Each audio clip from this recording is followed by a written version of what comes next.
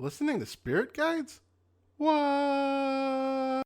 Welcome to the Joyous Expansion Podcast. I'm your host, Brett Dupree, scouring the globe to bring you stories of courage, passion, and resilience. If I could sum up this podcast into one word, I would use empathy. Now let's get inspired. Welcome to the Joyous Expansion Podcast. I am your host, Brett Dupree, here once again to wow you with my dazzling wit and awesome insights. Today's interview is with Nancy Rebecca, a reader in Tacoma, Washington, who has her own mini reading empire there. She does solstice group readings that I've been going to off and on for the last 5 or 6 years, I believe. Time is hard for me lately. I've been getting it wrong a lot. Anyway, first part, of course, of my podcast is talking about my favorite person, me, because if I can't be vulnerable talking about what's going on in my life, how can I ask my guests? Well, let's talk about this. About 1 year ago is when I started recording interviews for my podcast. At one point, I had 10 interviews in the pipe ready to go. About 6 of them edited, I think, before I even started. It was an interesting time last year around this time. I decided to step up in my life bigly, if you will. I started this podcast. I started taking a leadership role within the district of Toastmasters, the district public relations manager, and I started my own Toastmasters club, the Lightworker Toastmasters, which I talked about in a previous podcast. You should listen to it. I think it's great.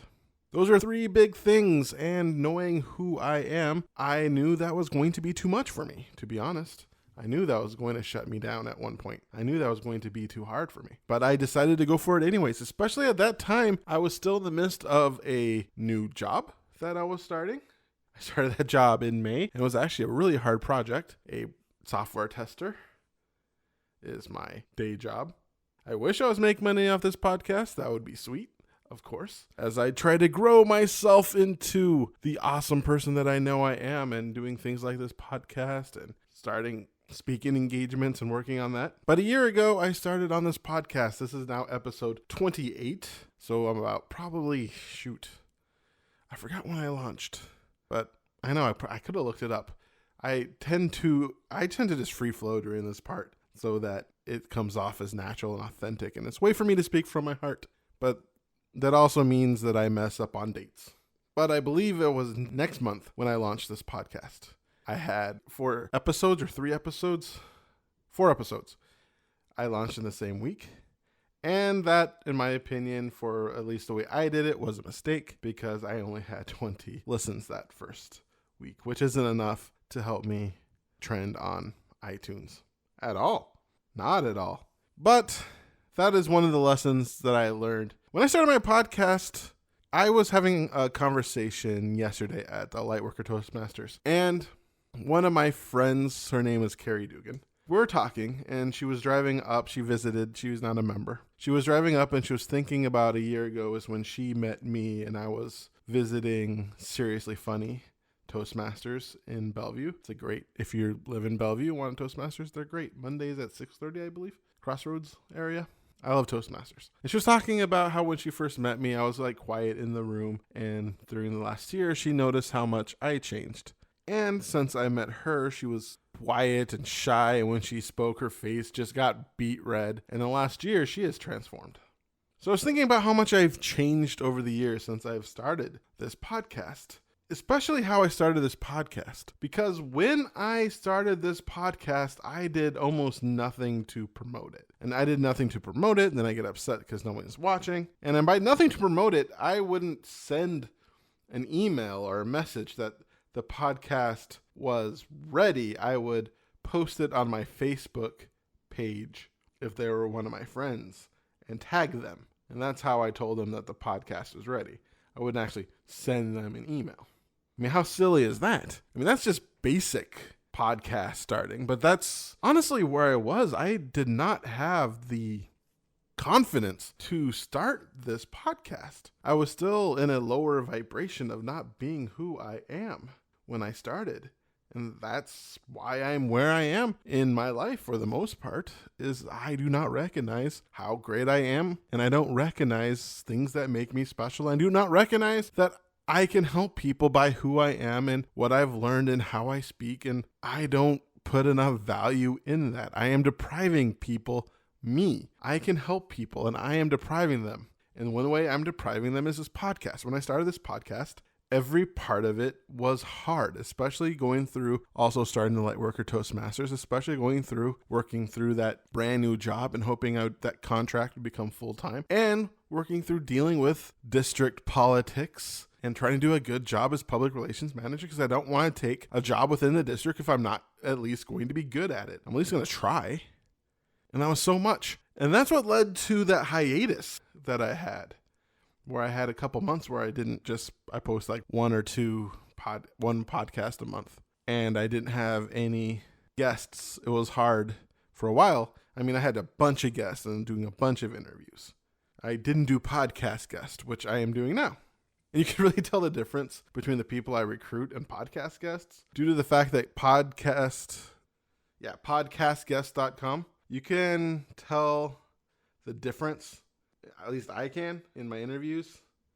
The ones that I recruit are people I generally know or know through somebody, and those tend to be more conversational, and they tend to share more about themselves. And the one I get through podcast guests who respond to my ad tend to really feel like they have an agenda, and their agenda is more important than my questions, as they constantly talk about what they do.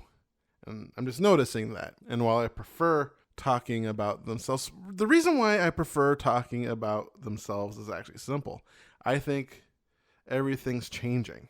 And one thing that things are changing is people care more about who you are than what you do, even if what you do is great. Even if they're looking, for instance, if they're looking for a person to build them a website, they'll pick the person with the best story, the most authentic, and who has the skill over the person who just maybe have a little bit more skill, but will that person listen to me? Will that person deliver on what I want? People don't trust marketing as much as they used to. People don't trust the message. People buy from friends. And plus, those stories are just more interesting to listen to, at least I think so. And it's not 100%. Like Joe Beck, he was a podcastguest.com host, and I thought his interview was awesome. I liked it. And Cal Rapone is somebody who was also, he shared a lot of his journey. I'm just saying this is more so. They tend to try to pivot it to what they want. It's almost like a fear that they're not going to get out what they want to get out. Like, I'm not going to let them. But anyway, going through this podcast, as I talked before, I've shifted a lot of my views in how I deal with this. For instance, Wednesday evening is automatically podcast day. If I don't do my podcast on Wednesday evening, if I didn't get it done early, it's not going out. And that's because Wednesday is podcast night. This is where I do most of my editing. This is where I record this part. This is where I edit this part. This is where I get it out there. And my goal is to get out there by 11, so I have enough time to talk to my girlfriend, as we generally talk from like 11 to 11:30 every night because we're in love. Aw, how sweet. I also stopped how I viewed editing. Before, editing felt like a slog. Now it feels like a service, because when I edit, and I edit well, I am allowing the person's message to come off as best as possible, truly to serve them and to serve the people who do listen. And I'm grateful for every person who listens. If you're listening to this, I am grateful for you, because that's awesome that somebody's willing to listen to me and to my guests and just listen to my podcast. It's really cool. This whole like sitting here recording and then having somebody listen. I don't know. It's awesome. It's just fun. I started recognizing the fun and how this is part of my path. And I recognize that when I step off my path, that's when I gain weight. That's when I get depressed. That's when I binge watch Netflix. But when I am embracing the aspects of the podcast and focusing on what I love about it, I can feel my life feel better, as I'm now taking up a second podcast, the Church of Awesome podcast, on Seven Stones Radio. You can search Seven Stones Radio and you'll see a little flame. I look forward to getting a better icon. I'm going to pay someone to do that someday. But at the same time, that's the message I got a couple months ago, that I need to create. And this is part of my creation. And I love it. I love doing this. This is fun. This is truly, truly fun. I truly enjoy posting these podcasts. And I'm going to do a better job of getting people to listen. My first thing is creating those cards that if you might have seen on my Instagram and Twitter and Facebook and send it out to them so they can share it if they want to. Maybe they can share it periodically and giving them that option. And plus, it makes me feel good. And I think it's cool just to see yourself quoted on something if you're just starting out. And that's a lot of people I like interviewing are the people who are starting out, the people who are working towards it, people who are grinding. I know there's a huge benefit of listening to people who are successful, people who are at the finish line. As Darren LaCroix talked about the 2001 world champion public speaker, that if you want to become successful, you got to speak to the headliner because he was trying to be a comedian. You want to speak to people at the top. So yes, if you want to be successful, yes, listen to the person at the top. But at the same time, listening to other people coming up and going through the same struggles as you, because honestly, when I listen to somebody who's struggling at the top, there's part of me in the back of my mind that they're full of it. When I listen to Mike Dooley, I like Mike Dooley. I've met Mike Dooley. When he talks about how he struggled at the beginning, I don't see that. I don't empathize with that, to be honest. I just see somebody who can sell out an event that's $250 and talk for a day and then get people like me to volunteer for no money to help people. And it was fun. I'm not saying I do that. That was 100% worth the experience. I got to watch, I got to help, and serving is super fun. I'm just saying, like, I see him at the top. And listening to the story as people struggle, so far, I'm inspired. Everybody has helped me keep on going with this podcast. Everyone keeps me wanting to come back. And editing is another way of listening to them, another way to keep me inspired. So honestly, maybe if I don't get listeners ever to this podcast, this thing doesn't take off. This is something that keeps me inspired and it's something that I enjoy. And focusing on that is important. And in this year, I was able to own that. I was able to own that and able to own the fact that I am having a good time and putting more focus on the journey. And finally, because of that, I'm more willing to put it out there and try to get people to listen because I'm not so tied up to the results. Because when I'm just tied up to the results and they don't happen, that's when I kind of freak out. And it's not fun freaking out. To be honest, it's not fun. And I'm done with that. I'm done.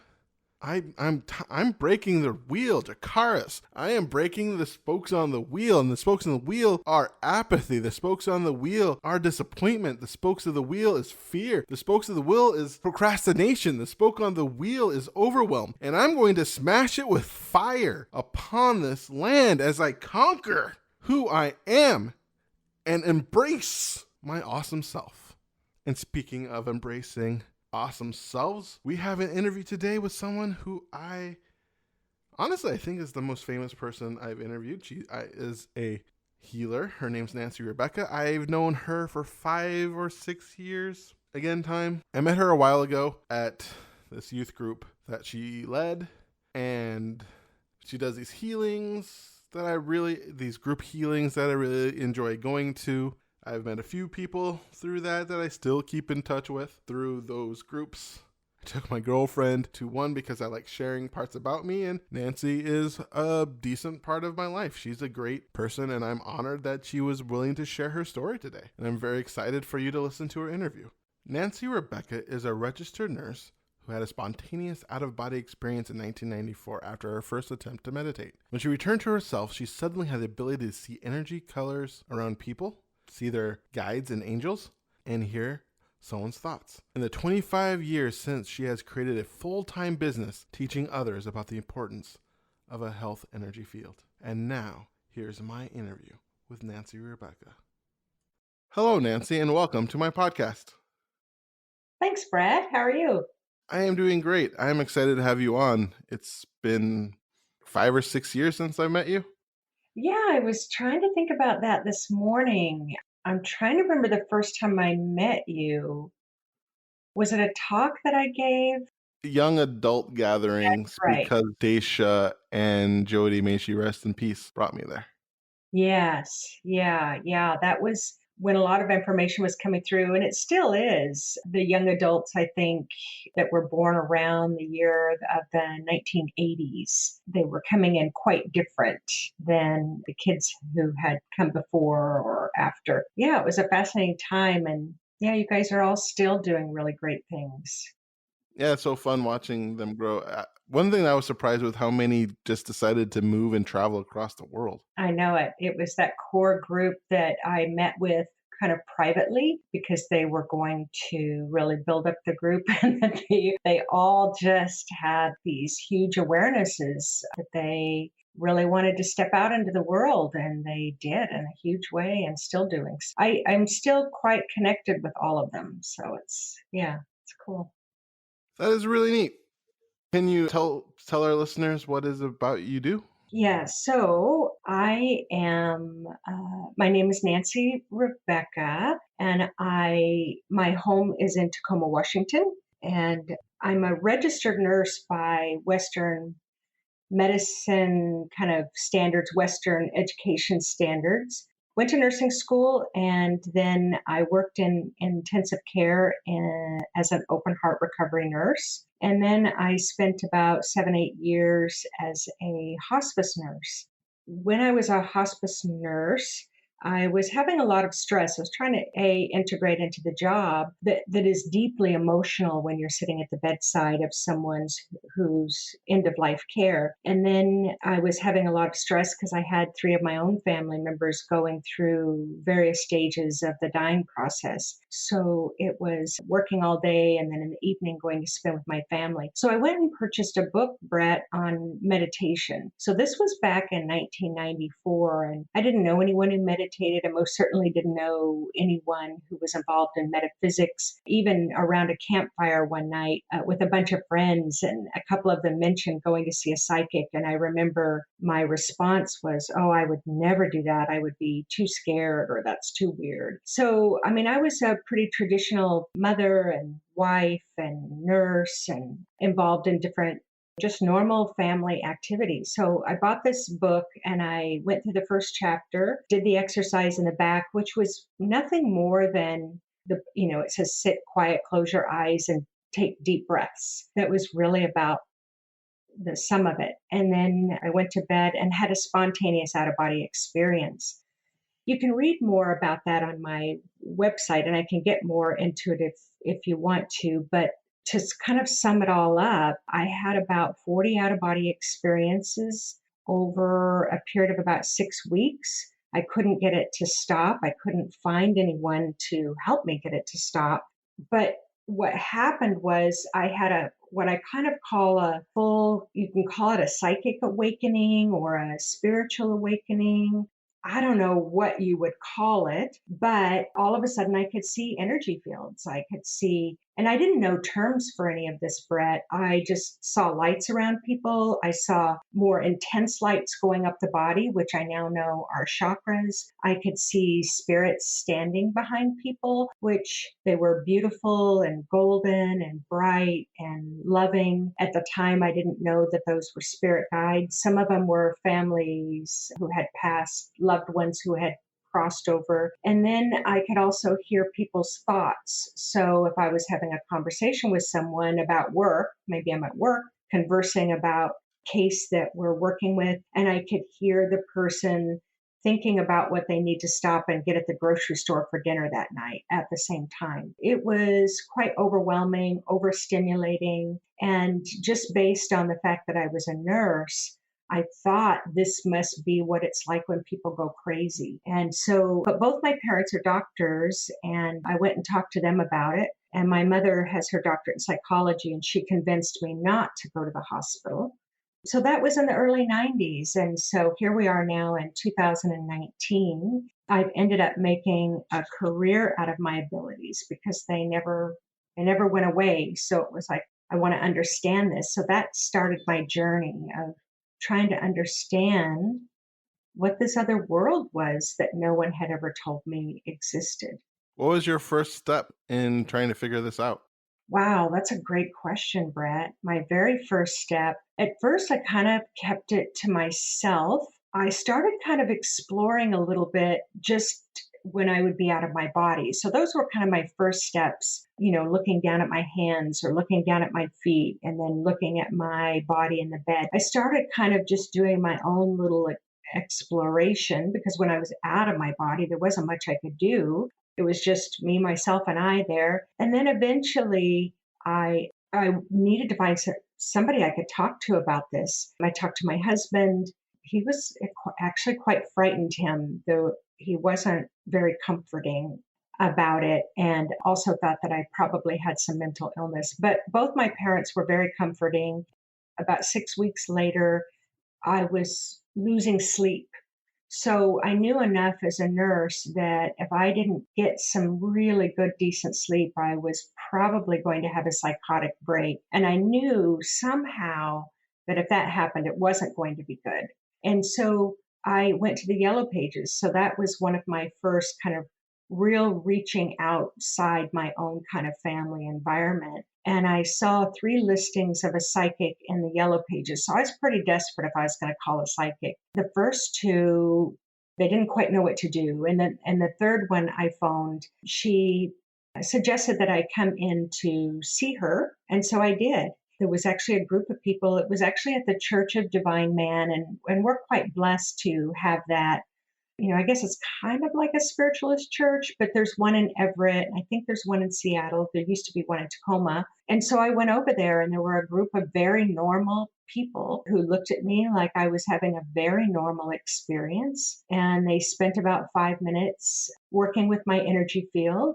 Then everything was better. I didn't have any more out of body experiences. I felt very grounded. And it was at that moment as a nurse, I thought, our global community, the world at large, people need to know about this, that there are ways that our health and wellness and well-being.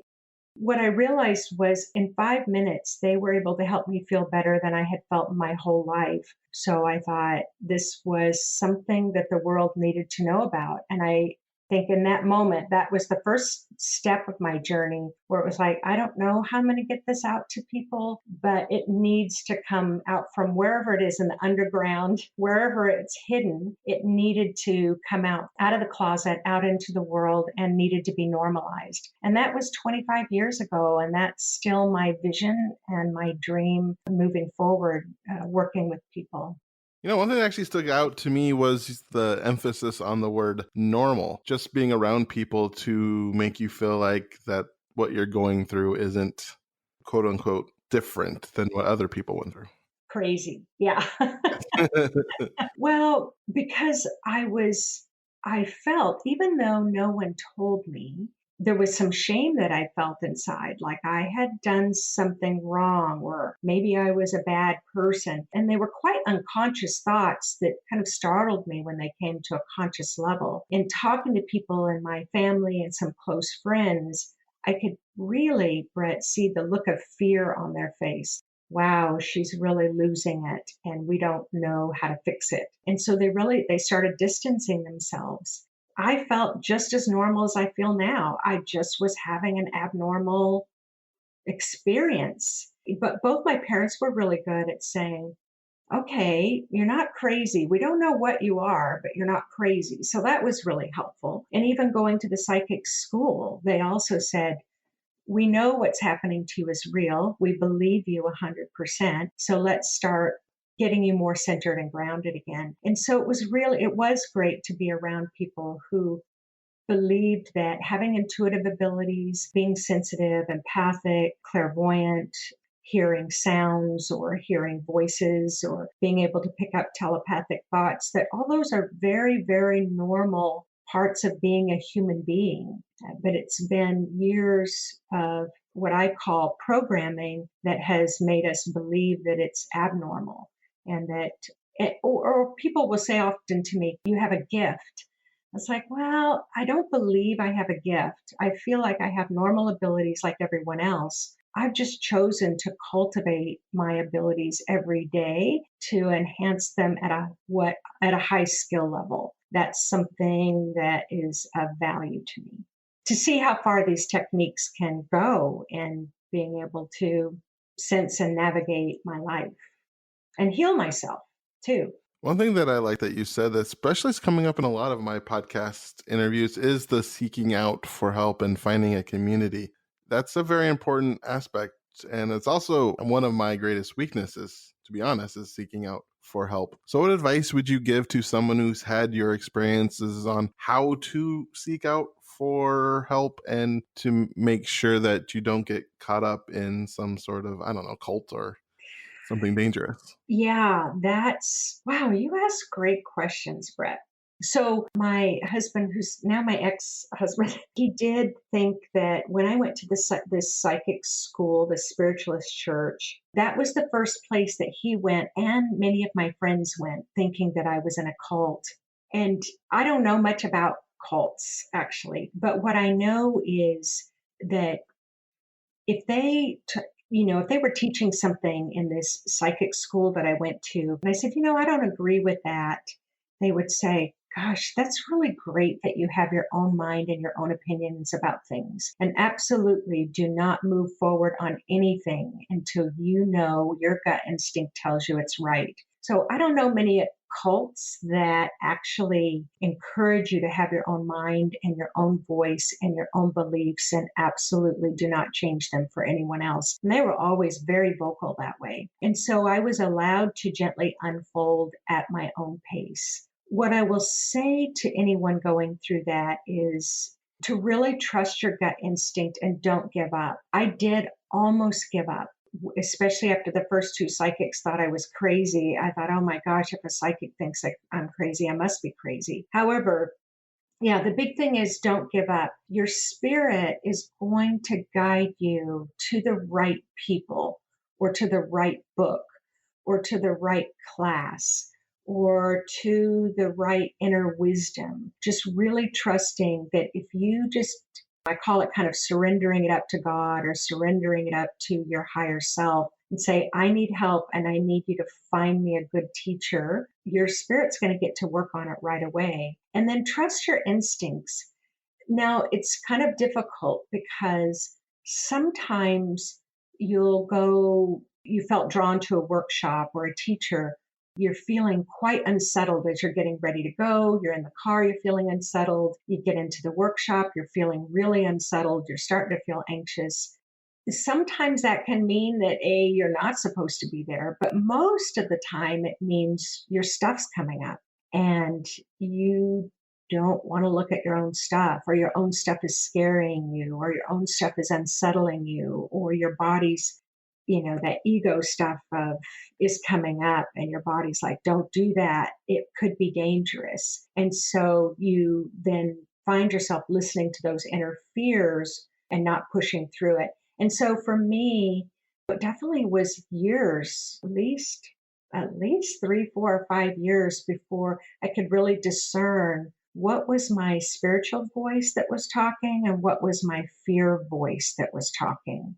Yeah, that took a while. So that would be my best advice. Don't give up. That's one thing. And ask your spirit, ask God to help find you someone. Because in the spirit world, there's some universal laws, and one of them is free will, that humans have free will to do what they want and what they don't want. And they're equally loved either way. You have to ask for help. They won't intervene or interfere with your path unless you ask them for help to do so. That's really important as well. I like that. It's very good. Very good advice. You have this psychic awakening and then you decide to take it out in the world. How did you start doing that? What was your first psychic readings like? Well, in the school that I went to, the psychic school, so it's the Church of Divine Man, and anyone can Google that and find them, and they have lots of great programs and classes and public community events that are free and stuff.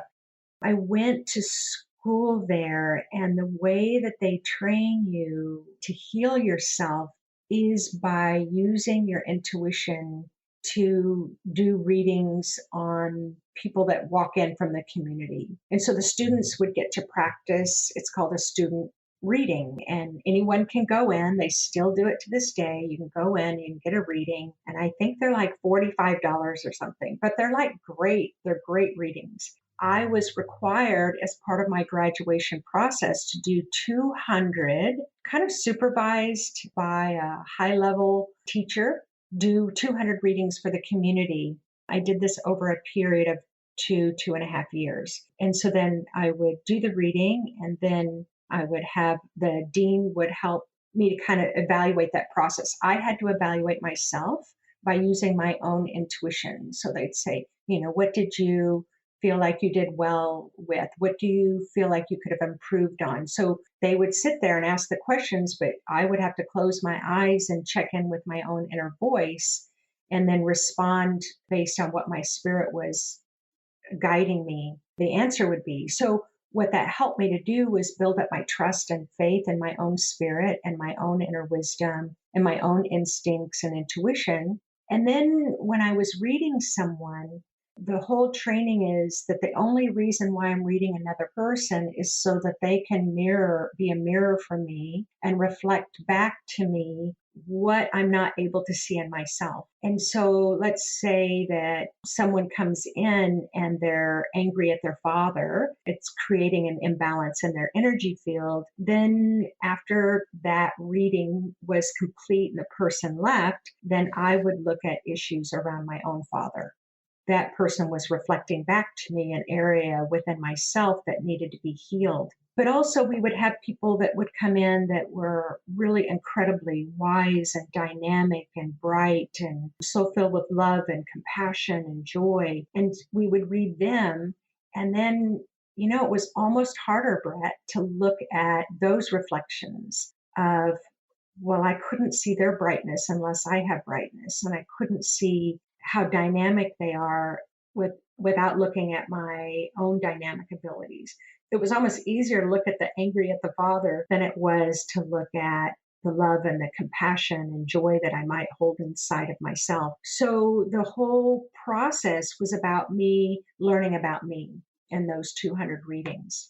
And so then once I graduated from their program, then I just started doing it in the evenings and weekends out of my home for free. People would just come because I wanted to continue to heal myself. I wasn't doing it to develop my skill, and I wasn't doing it to become a full-time psychic, which is what I do now.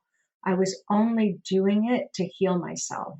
And then over time, I just started getting more calls and more calls and more calls. And so the work was really speaking to people, was calling to their soul. People were hungering to know what their soul had to say about them and wanted to illuminate in them. As a nurse, that just really filled my heart, warmed my heart to be able to communicate soul to soul with someone else. And I still say after 25 years, I have the best job in the world. Yeah, does that answer your question?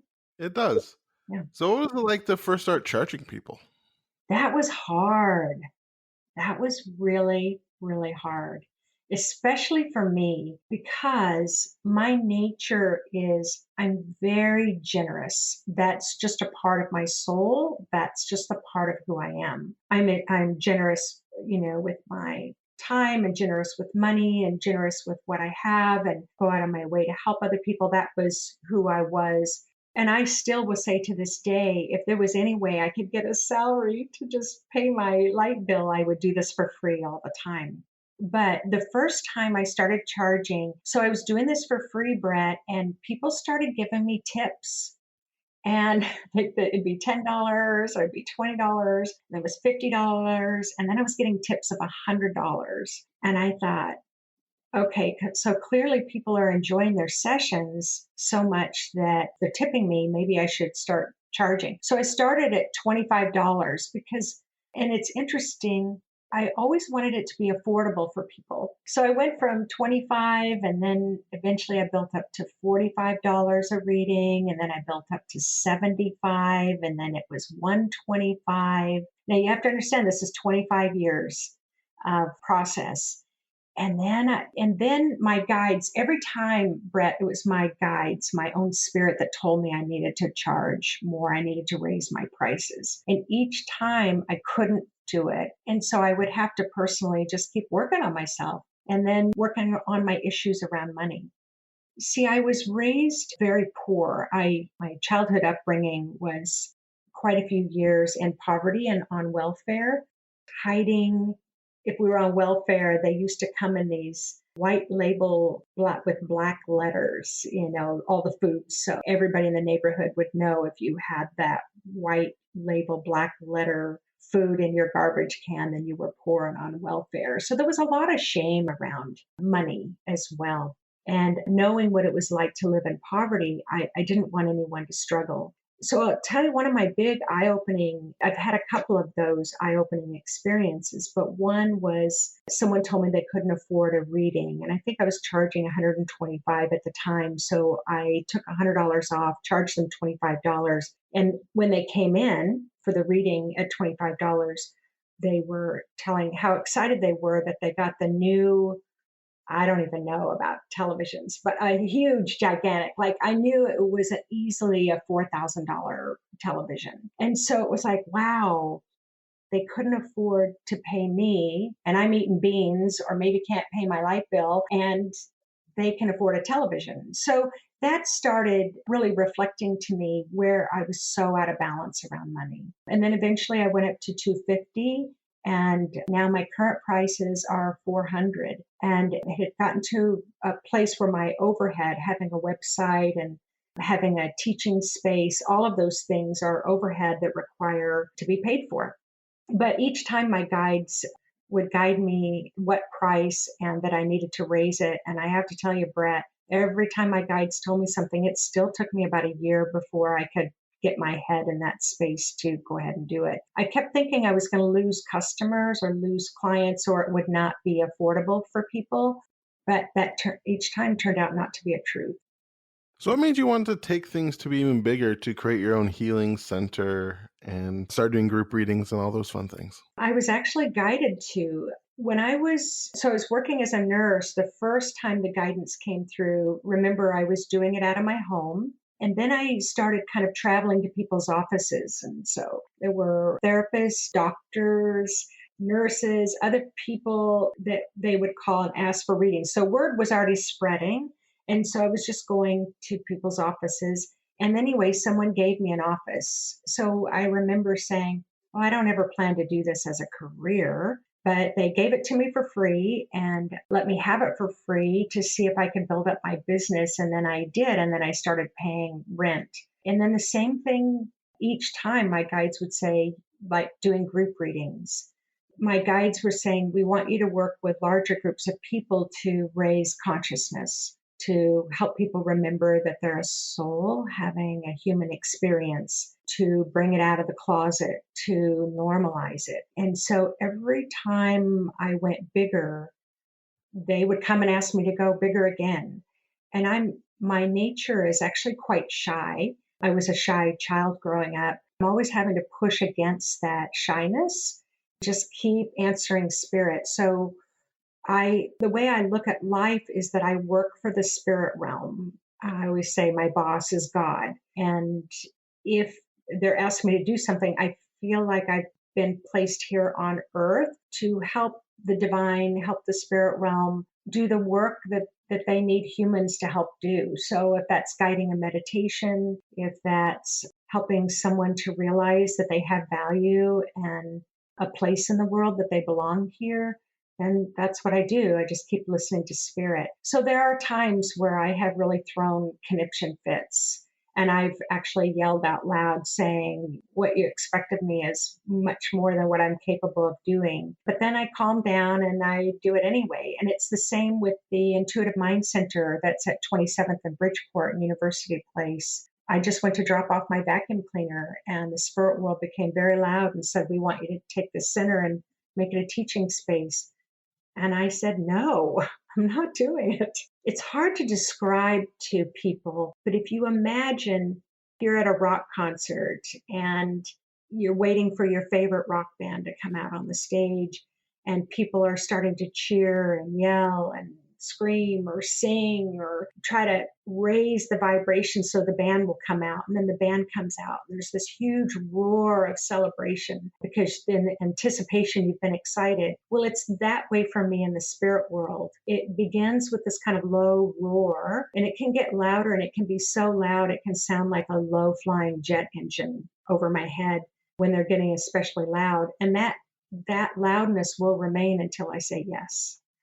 When this happened when I got the space, I said, okay, I will call the lease department and see how much the lease is. So Then it got quiet. Every time I say I'll follow through, it gets quiet. If I don't follow through, it remains loud. So I phoned, and the leasing agent said the space has been empty for 3 years. We'll give it to you for free for 6 months to see if you can make something out of it. And then we'll only charge you $1,000 a month after that for another 6 months. And we won't make you sign a lease so that if it doesn't work out, you can walk away and everybody's a winner. And so that's how spirit works, Brett. It's like I have found in my experience, if I listen, the spirit world rewards me in ways that I can't even imagine with my own mind.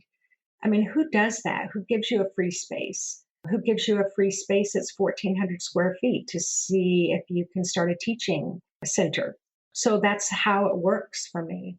And so it's nice. The past couple of years, they've given me a little bit of a break. They're still pushing me on some things, but it's not as loud as it's been in the past. So I think I'm listening more often. I'm listening more often now, so I don't get the big jet engine loudness. Cool. So when working with other people, just curious, do you have any favorite success stories? Mm, wow. Gosh, there's so many. Hmm. Well, the one that's coming to the surface, so I'll just talk about that one first.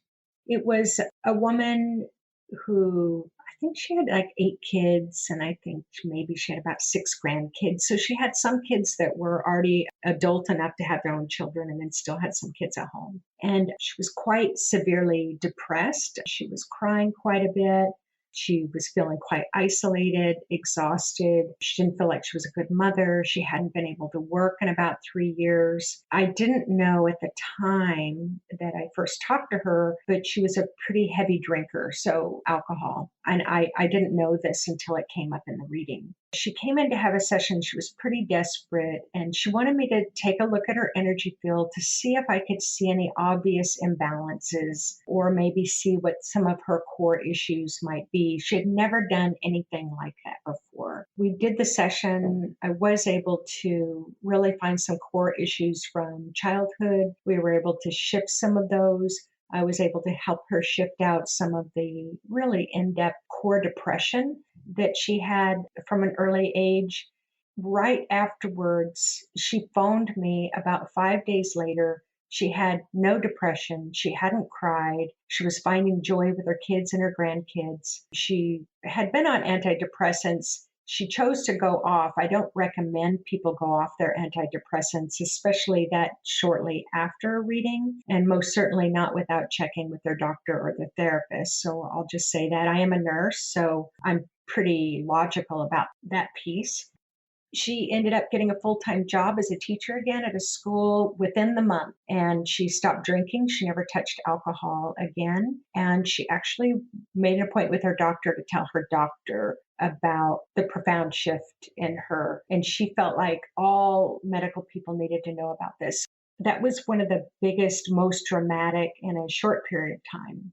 But I see about 12 people a week and have for 25 years. So what I would say is in the beginning as a nurse, I was surprised that people had results like this. And now I expect to see results like this for people who come to see me. And so some people come for medical issues. Most people come because they're unhappy.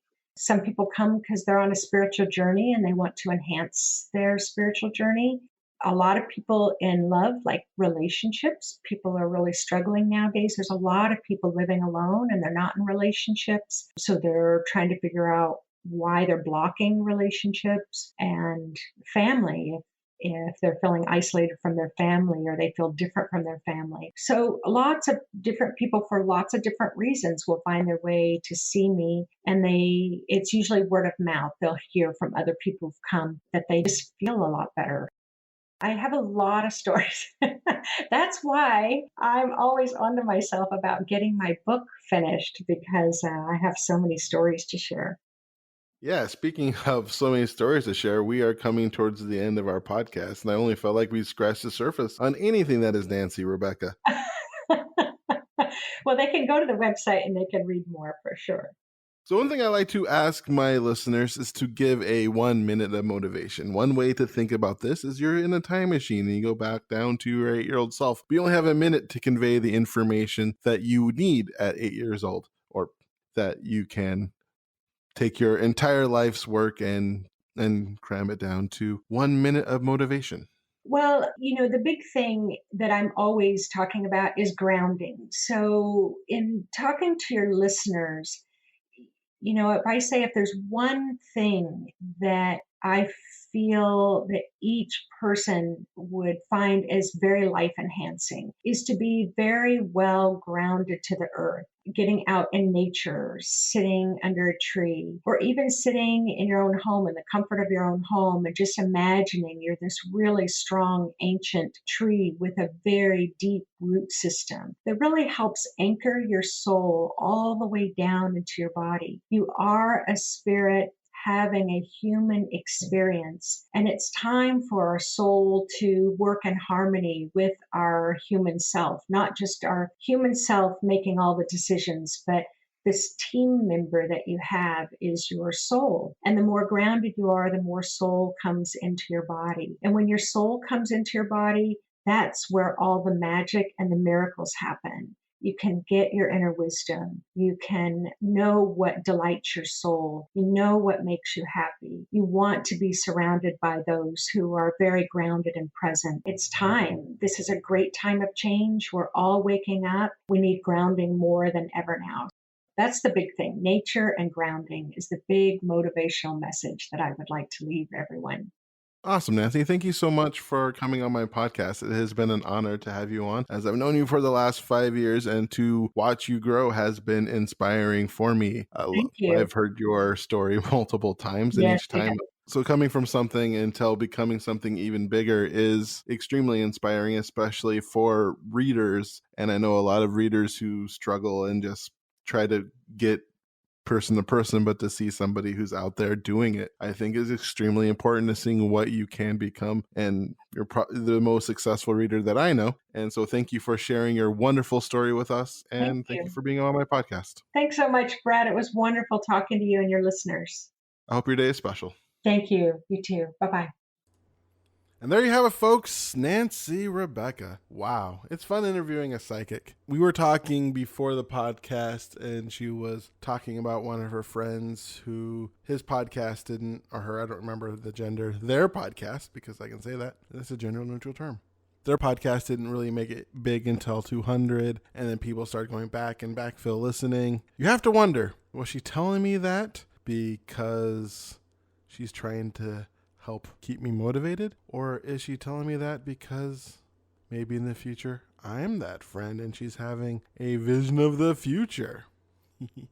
No, it's interesting. I've known Nancy for years and I've listened to parts of that story many times, and it's, I think, entertaining each time to listen to it. It is a person who has great calling and for the most part, for a lot of part, resisted her calling, and then kept on going forward and listening to spirit, listening to those inner guides, and eventually turned her mystical awakening into a thriving business. And that's so cool. She has done a lot of things. Bone divination. She's part of the Sagoma tribe, I believe it is. She does so many things. She teaches people how to awake their psychic skills.